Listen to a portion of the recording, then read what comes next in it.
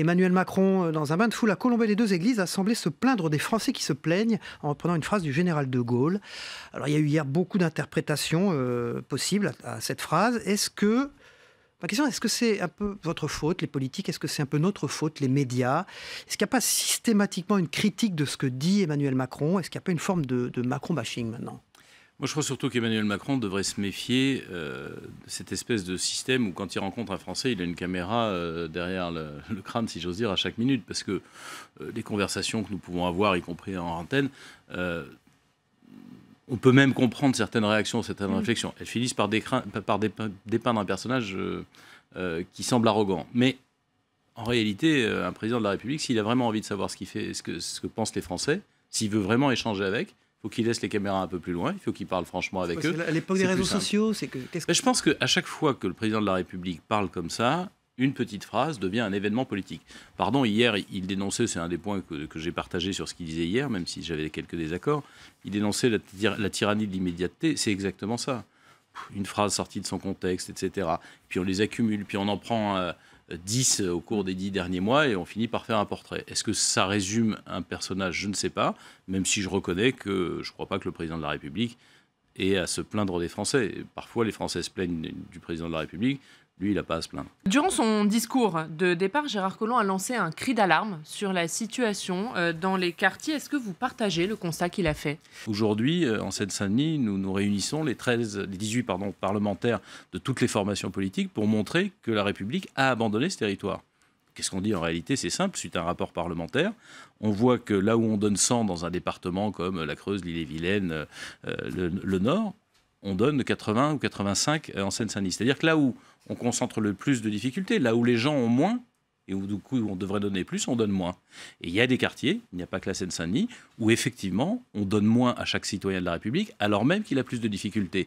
Quand vous abandonnez un certain nombre de populations, quand vous abandonnez des quartiers, quand vous renoncez au plan que Borloo proposait, vous jetez forcément ces populations dans les bras d'autres gens. Ça peut être des trafiquants, ça peut être des islamistes. Suite à ce rapport dont vous parlez sur la situation en Seine-Saint-Denis, des élus socialistes ont annoncé hier, les élus socialistes de votre département, leur intention d'attaquer l'État pour rupture d'égalité devant le service public. Est-ce que c'est une démarche que vous soutenez? Je pense que c'est un moyen de se faire un coup de pub parce que l'essentiel, c'est quoi?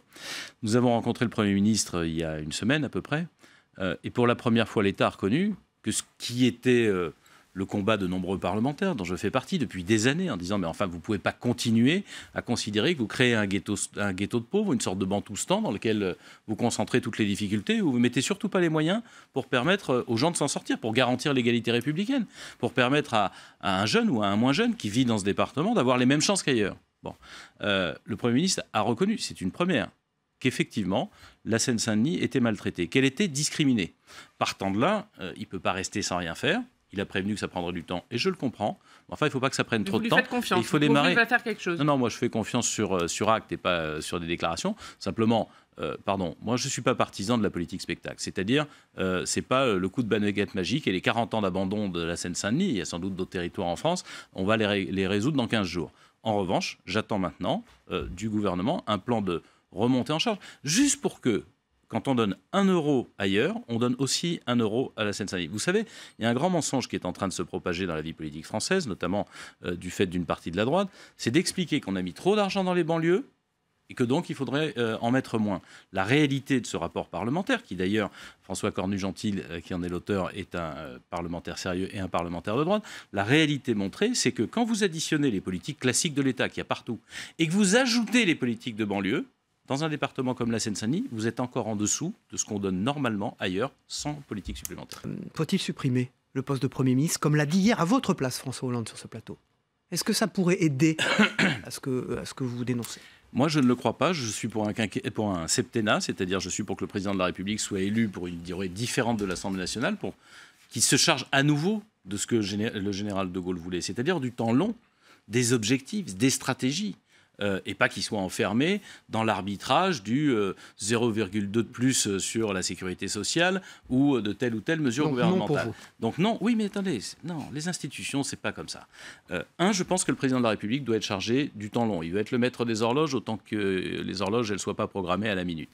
Deuxième chose, je suis contre le fait que l'Assemblée nationale puisse renverser le gouvernement. Pourquoi ? D'abord, j'observe que ça ne se produit jamais.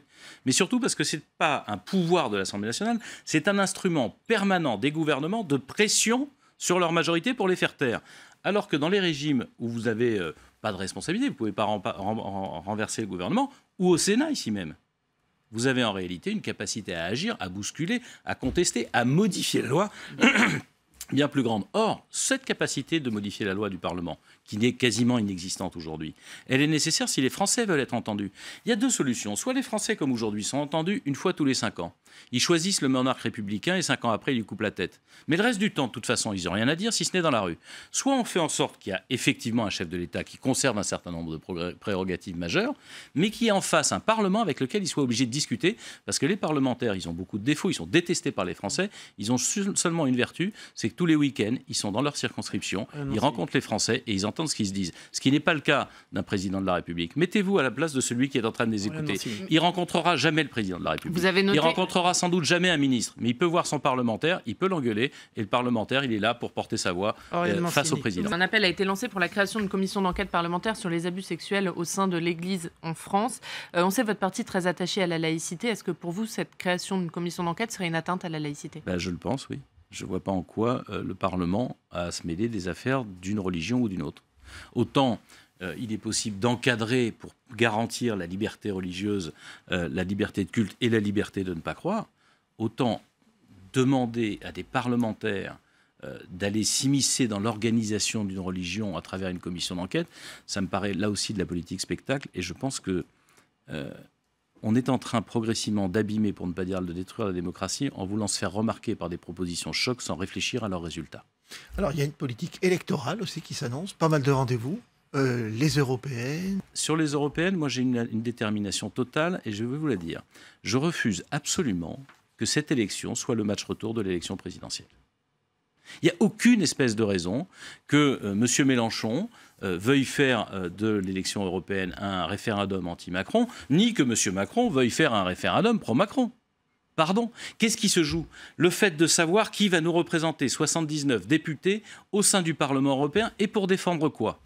Or, si vous réduisez ça au match retour du deuxième tour de la présidentielle, comme le voudrait aussi Mme Le Pen, vous ratez l'élection et pendant 5 ans, nos parlementaires, en réalité, ne feront pas leur job, en tout cas, n'iront pas porter une mission. Et moi, je veux que les parlementaires européens, en tout cas ceux qui représenteront l'UDI, aillent porter une chose. C'est qu'au moment où Trump nous botte les fesses tous les matins, nous mène une guerre commerciale, nous dit avec qui nous devons commercer ou pas, au moment où Xi Jinping, le président chinois, achète des actifs stratégiques européens, des ports, des aéroports, des entreprises, mais où quand il faut investir en Chine, il faut que la moitié du capital soit chinois. Au moment où M. Poutine se livre en permanence à des pressions, qu'elles soient par des attaques informatiques ou à des pressions sur le fournisseur énergétique, l'Europe est le seul instrument que nous avons pour faire en sorte de ne pas subir les grandes puissances du monde, leurs intérêts contre les nôtres. Donc si on vous comprend bien, il aura une liste autonome de l'UDI. Et pardon, je vous dis les choses clairement, le schéma, entre guillemets, politique, où on veut nous dire, voilà, ça va être les progressistes, ça va être les progressistes contre les nationalistes, etc., est un faux schéma. La question est qu'aujourd'hui, l'Europe a des ennemis à l'intérieur, des gens qui veulent la détruire, certain nombre de forces politiques que vous connaissez, et des ennemis à l'extérieur, des chefs d'État étrangers, dont M. Trump, qui disent « je veux la détruire ». Vous croyez que c'est pour notre intérêt ? Vous avez regardé dans quel état est Mme May ? Mme May, avec sa Grande-Bretagne isolée, elle est obligée de se coucher devant les Chinois.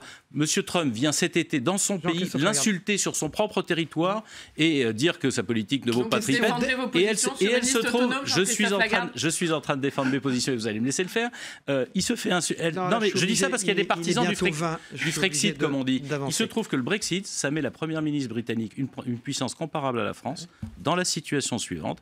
Le président des États-Unis vient lui dire ce qu'elle doit faire, elle ne peut même pas lui répondre. C'est ça qu'on veut pour la France ? Moi, non. La question d'Ariane Mancini. J'ai déjà répondu à cette question. On décidera de ça au mois de décembre et au mois de janvier, mais je ne vois pas de raison pour laquelle l'UDI ne défendrait pas ses positions.